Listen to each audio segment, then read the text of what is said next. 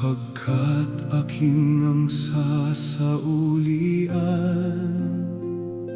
ang mga bayan ng dalisay na wika, upang silang lahat ay makatawag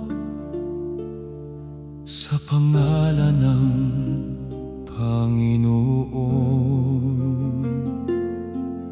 Napaglingkuran siya na may pagkakaisa, ngunit aking iiwan sa gitna mo ang isang nagdadalamhati at maralitang bayan, at sila'y magsisitiwala sa pangalan ng Panginoon.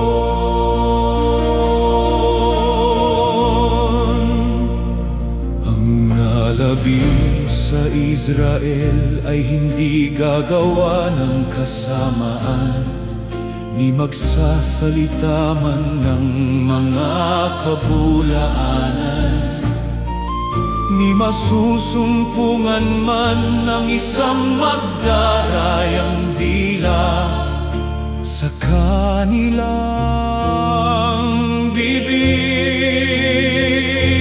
sapagkat sila'y magsisikain at magsisihiga, at walang takot sa kanila.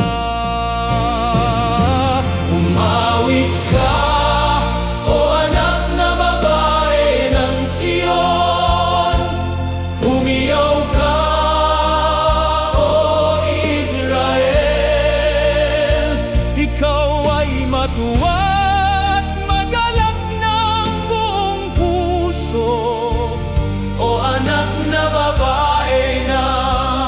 Jerusalem.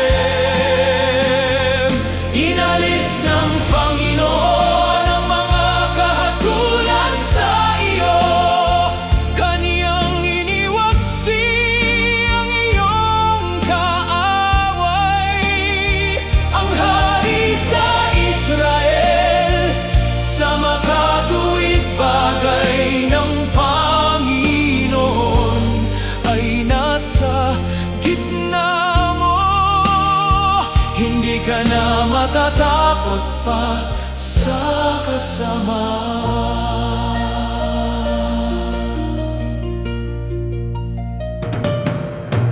Sa araw na yaon ay sasabihin sa Jerusalem, huwag kang matakot, O Sion.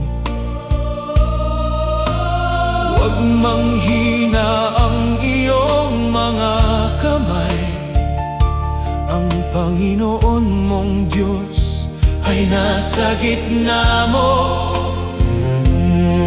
na makapangyarihan na magliligtas.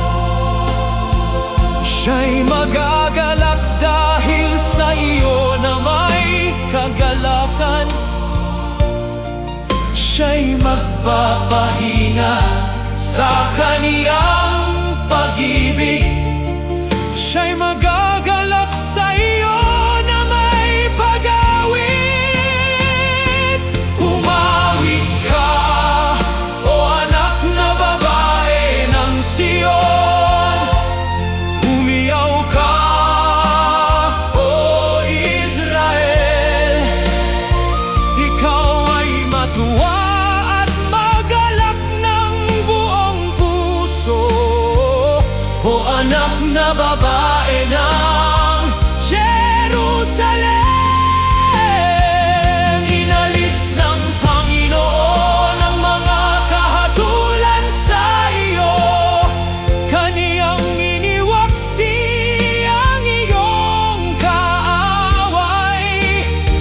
Ang hari sa Israel, sa makatuwid bagay ang Panginoon ay nasa gitna mo. Hindi ka na matatakot pa sa kasamaan.